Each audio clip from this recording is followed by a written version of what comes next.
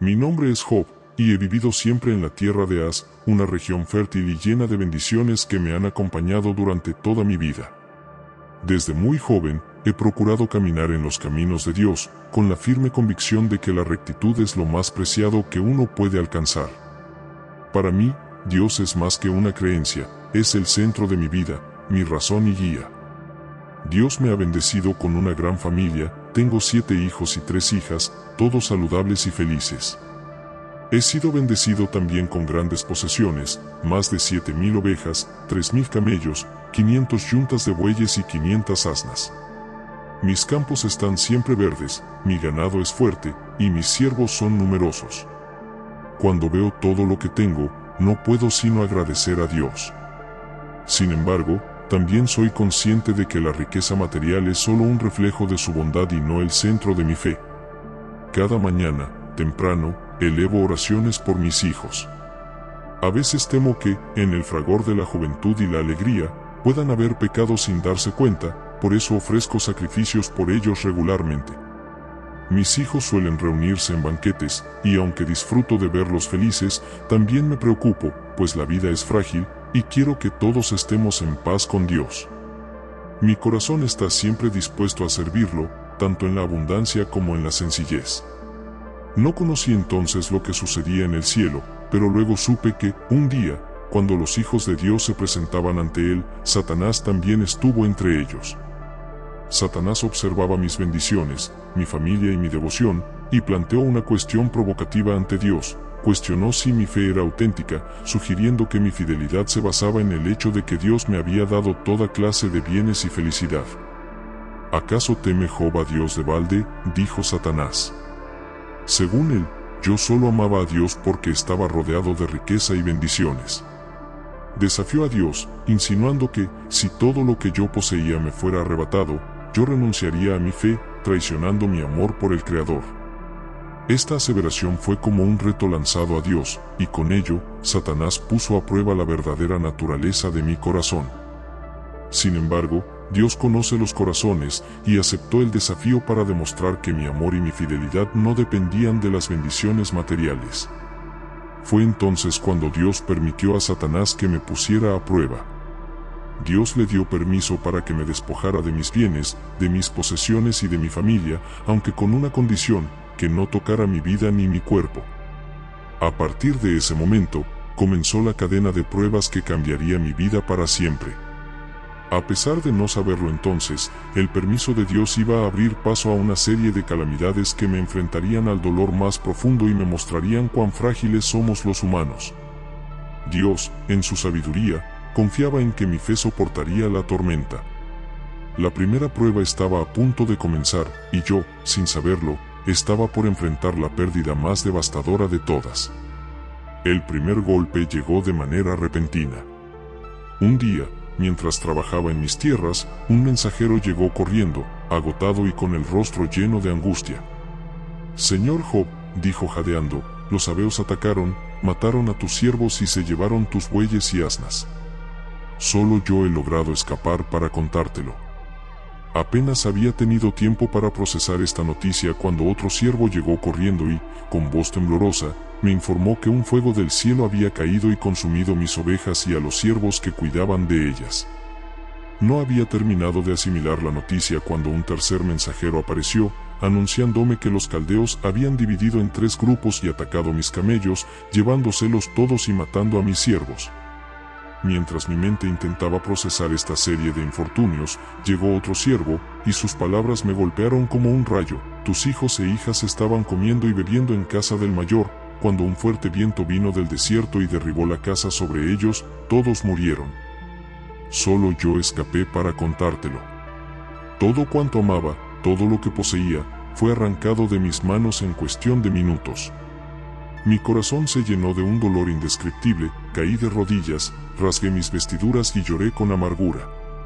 Me afligía profundamente, pero, a pesar de mi tristeza, no podía renegar de Dios. Me postré en el suelo y, en medio de mis lágrimas, dije, «Desnudo salí del vientre de mi madre y desnudo he de volver. El Señor dio y el Señor quitó, bendito sea el nombre del Señor». En el fondo de mi ser, aunque con el alma rota, me aferré a mi fe y al amor de Dios.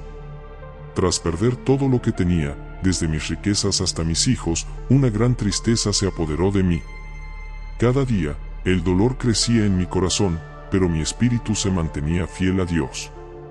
No comprendía por qué me ocurría aquello, pero elegí honrar a Dios en medio de la desolación, confiando en que sus razones eran justas, aunque yo no pudiera entenderlas. Mis siervos y amigos se acercaron para consolarme, pero ¿qué consuelo podía haber en palabras cuando el vacío que sentía era tan profundo? Algunos me dijeron que debía buscar algún tipo de perdón, pero en mi corazón no encontraba ninguna falta grave que pudiera haber causado este dolor.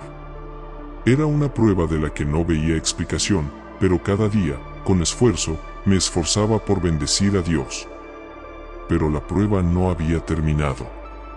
Al poco tiempo, Satanás volvió ante Dios y pidió tocar mi cuerpo, argumentando que si sufría en mi propia carne, entonces maldeciría a Dios. Dios, confiando nuevamente en la fortaleza de mi fe, le permitió a Satanás afligirme físicamente, sin quitarme la vida. Mi cuerpo pronto se cubrió de llagas y úlceras dolorosas desde la planta de los pies hasta la coronilla de la cabeza. Era un dolor constante, tan agudo que apenas podía moverme. Pasaba los días en cenizas, rascándome con pedazos de cerámica para aliviar el ardor de las heridas. A veces, en medio de la fiebre, sentía que no podría soportarlo más.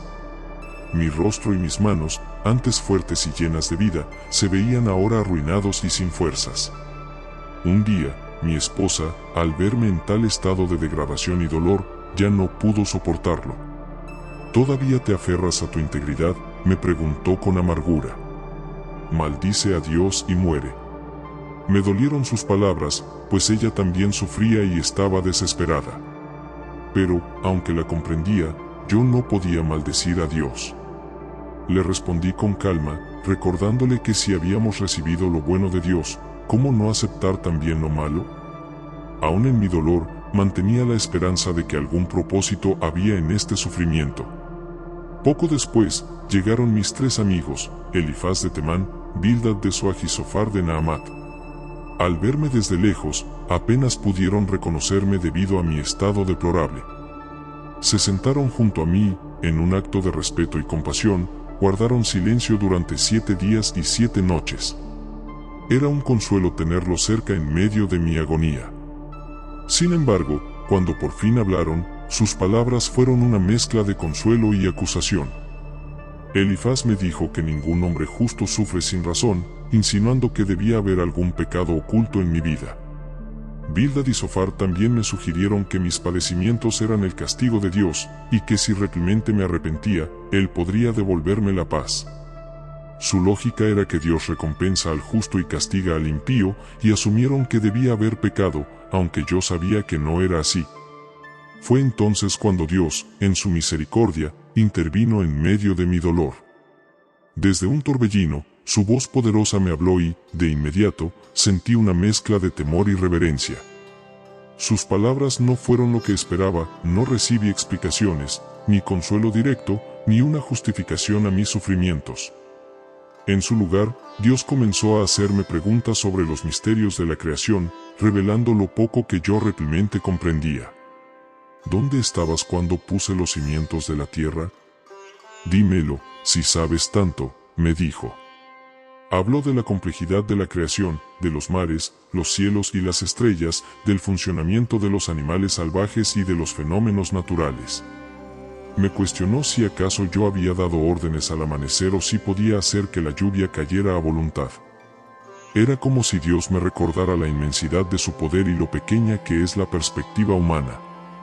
Con cada pregunta, me di cuenta de lo poco que sabía y de lo ignorante que era ante los designios del Todopoderoso. Me sentí pequeño, incapaz de comprender siquiera una fracción de su sabiduría. Dios era infinitamente sabio y poderoso, y mi sufrimiento, aunque era profundo, formaba parte de un propósito que yo no podía ver. Mis quejas y mis lamentos se desvanecieron en ese momento, reemplazados por una profunda humildad y reverencia hacia Él. Reconocí mi error en haber cuestionado los caminos de Dios, y con humildad respondí, yo hablaba de cosas que no entendía, cosas demasiado maravillosas para mí, que yo no comprendía. Mis oídos habían oído hablar de ti, pero ahora mis ojos te ven. Por eso, me retracto y me arrepiento en polvo y ceniza. Con estas palabras, comprendí que mi papel no era cuestionar, sino confiar. Después de este encuentro con Dios, mi vida cambió para siempre. Dios no solo me perdonó, sino que también me restauró.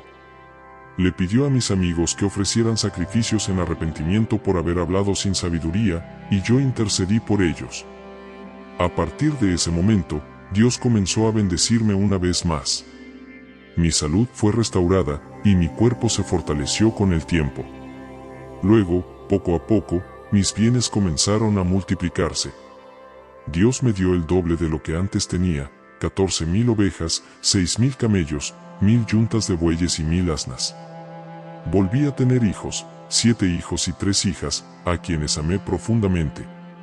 Mis nuevas hijas, Gemima, Cecia y Kerenapuk, eran conocidas por su gran belleza, y les dejé una herencia junto con sus hermanos, algo poco común en nuestra tierra.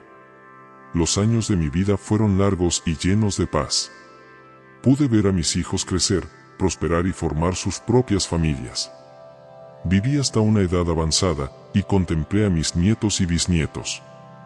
En mi vejez, cuando miraba hacia atrás, recordaba mis pruebas con un corazón lleno de gratitud y sabiduría. Aunque el dolor había sido profundo, mi fe fue fortalecida y mi comprensión de Dios transformada.